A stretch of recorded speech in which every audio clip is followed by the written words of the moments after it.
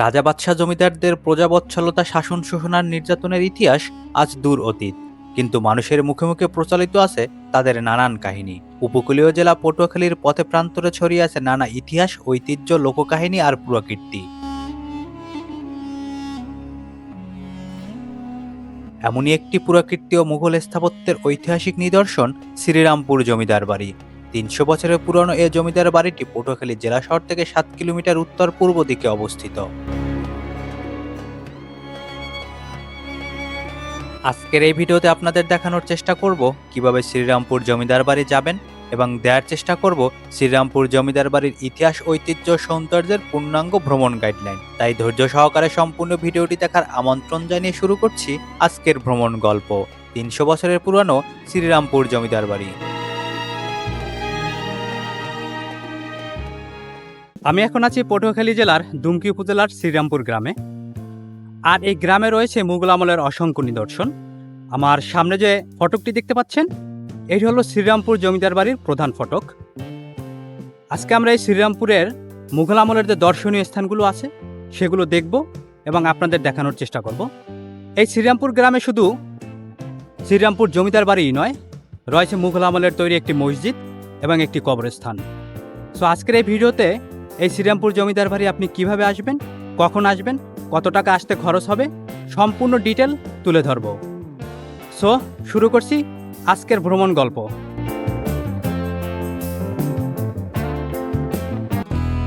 গুরিন্দা জামে মসজিদ দেখা শেষে মোটরসাইকেল করে আমরা চলে আসি দশমিনা শহরে। গুরিন্দা জামে মসজিদ থেকে দশমিনা আসতে মোটরসাইকেলে ভাড়া পড়বে ১০০ থেকে ১২০ টাকা। দশমিনা শহর থেকে জনপ্রতি ১৫০ টাকা ভাড়ায় চলে আসি বাউফল উপজেলার বগা ফেরিঘাট। ১০ টাকা খেয়া ভাড়া দিয়ে অটোতে করে জনপ্রতি ৩০ টাকা ভাড়ায় চলে আসি দুমকি উপজেলার থানা ব্রিজ। থানা ব্রিজ থেকে অটোতে করে ৩০ টাকা ভাড়ায় আসি শ্রীরামপুর বাজার। শ্রীরামপুর বাজার থেকে পায়ে হেঁটে অথবা রিক্সা করে খুব সহজে চলে আসতে পারবেন শ্রীরামপুর জমিদার বাড়ি, যা এখন মিয়াবাড়ি নামে বেশ পরিচিত। জমিদার বাড়ির প্রবেশদ্বার কারুকার্য শোভিত। ফটক পেরিয়ে বাড়িতে প্রবেশ করলেই চোখে পড়ে কয়েকটি প্রাসাদ। এছাড়া রয়েছে একটি অন্ধকার কূপ, যা স্থানীয়ভাবে আন্দার কিল্লা নামে পরিচিত।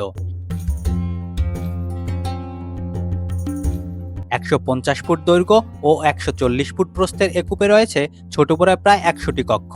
চারদিকে প্রাচীর ঘেরা এ কূপটির বিভিন্ন কক্ষে ফেলে অপরাধীদের মৃত্যুদণ্ড কার্যকর করা হতো বলে জনশ্রুতি রয়েছে। কালের বিবর্তনে কূপটি ভরাট হয়ে গেলেও প্রাচীরের অস্তিত্ব এখনও বিদ্যমান, যা সাক্ষ্য দিচ্ছে তখনকার শাসকদের নির্মম নির্যাতন ও কঠোর শাসন ব্যবস্থা।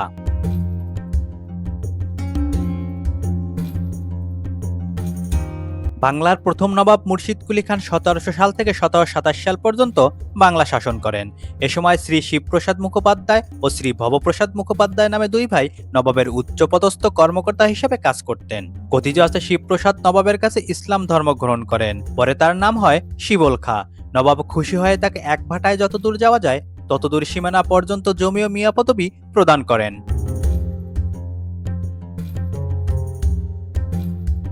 শিবল খাঁর পুত্র কালে খাঁ বরিশালের বাকেরগঞ্জ সহ বিভিন্ন এলাকায় ৫৬টি মৌজায় জমিদারি প্রতিষ্ঠা করেন। এসব মৌজার কাজ শ্রীরামপুর জমিদার বাড়ি থেকে পরিচালিত হতো।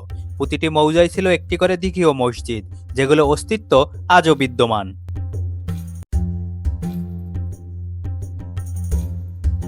শুধু জমিদার বাড়িই নয়, বরং পুরো এলাকায় রয়েছে বেশ কিছু মোগল স্থাপনার নিদর্শন। বাড়ির কাছেই রয়েছে কারুকার্য খচিত একটি মসজিদ। স্থানীয় জনশ্রুতি ও ইতিহাস পর্যালোচনা করে জানা যায় যে আনুমানিক খ্রিস্ট ১৮ শতকের শেষের দশকে কালে খাঁ নামক একজন ব্যক্তি এ মসজিদটি নির্মাণ করেন।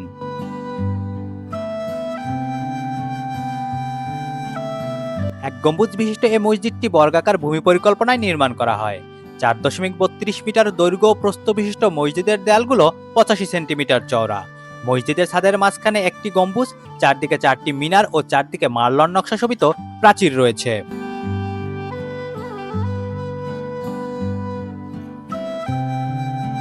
অর্ধবৃত্তাকার গম্বুজটির উপরে কলস আকৃতির শীর্ষ চূড়া রয়েছে। মসজিদের মিনারের স্তম্ভগুলো অষ্টভুজাকার।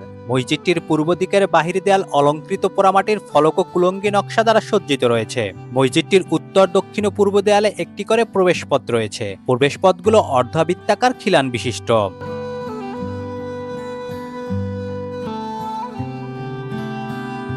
মসজিদটির অভ্যন্তরের পশ্চিম দেয়ালের মাঝ বরাবর একটি মিহরাব রয়েছে। এছাড়া অভ্যন্তর দেয়ালগুলোতে বিভিন্ন ধরনের প্যানেল খচিত জ্যামিতিক নকশা ও কুলঙ্গি রয়েছে। মুসলিম স্থাপত্যিক এই নিদর্শনটি গণপ্রজাতন্ত্রী বাংলাদেশ সরকারের একটি সংরক্ষিত পুরাকীর্তি হিসেবে প্রত্নতত্ত্ব অধিদপ্তরের তালিকাভুক্ত ও তত্ত্বাবধানে রয়েছে।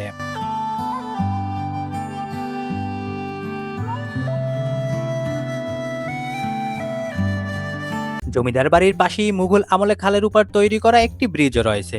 ইতিহাস পর্যালোচনা করে জানা যায়, প্রাচীন পুলটির বহির্দেয়ালে একটি শিলালিপি পাওয়া যায়। প্রাপ্ত ওই শিলালিপিতে এ পুলটির নির্মাণকাল সম্পর্কে একটি তথ্য পাওয়া যায়।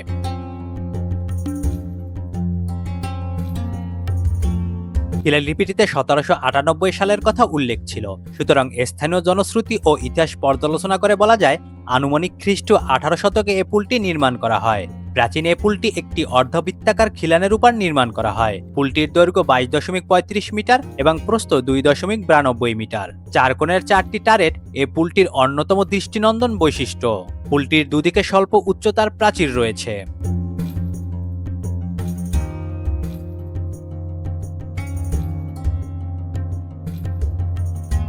বাংলাদেশের দক্ষিণাঞ্চল তথা বরিশাল বিভাগে এ ধরনের প্রাচীন পুল অদ্বিতীয় বলা যেতে পারে। যাতায়াত ব্যবস্থার প্রাচীন এই নিদর্শনটি গণপ্রজাতন্ত্রী বাংলাদেশ সরকারের একটি সংরক্ষিত পুরাকীর্তি হিসাবে প্রত্নতত্ত্ব অধিদপ্তরের তালিকাভুক্ত ও তত্ত্বাবধানে রয়েছে।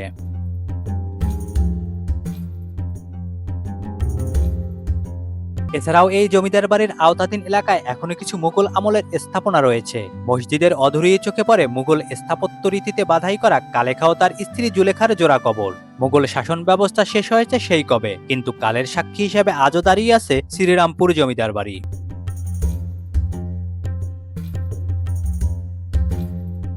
কালের সাক্ষী হয়ে দাঁড়িয়ে থাকা শ্রীরামপুর জমিদার বাড়ি দক্ষিণাঞ্চলের একটি গুরুত্বপূর্ণ ঐতিহাসিক নিদর্শন, যার ইট, সিমেন্ট ও রড দিয়ে নির্মিত কারুকার্য খচিত নির্মাণ শৈলী আজও বহন করে জমিদারি প্রথার নিদর্শন, জানান দেয় মুঘল স্থাপত্য জমিদারি সংস্কৃতি। এটি পটুয়াখালীর ইতিহাসে এক অনন্য সম্পদ। বর্তমানে ধ্বংসপ্রাপ্ত হতে চলেছে প্রাসাদটি। রক্ষণাবেক্ষণের মাধ্যমে এর সংরক্ষণ করলে পর্যটন শিল্পে নতুন ভূমিকা রাখতে পারে এ জমিদার বাড়িটি। ইতিহাসের সাক্ষী হতে পারে যুগ যুগান্তর। জমিদার রাজেশ্বর রায় চৌধুরীর কাছারি বাড়ির ইতিহাস ও ঐতিহ্য দেখার আমন্ত্রণ জানিয়ে শেষ করছি পটুয়াখালী ভ্রমণে শ্রীরামপুর জমিদার বাড়ির গল্প। অজানা অদেখাকে জানতে ও দেখতে ফলো এবং সাবস্ক্রাইব করুন explore and discover YouTube channel এবং ফেসবুক পেজ। আপনার ভ্রমণ অভিজ্ঞতা শেয়ার করতে পারেন ট্রাভেল লাভার্স কমিউনিটি ফেসবুক গ্রুপে, লিঙ্ক দেওয়া আছে ডেসক্রিপশন বক্সে।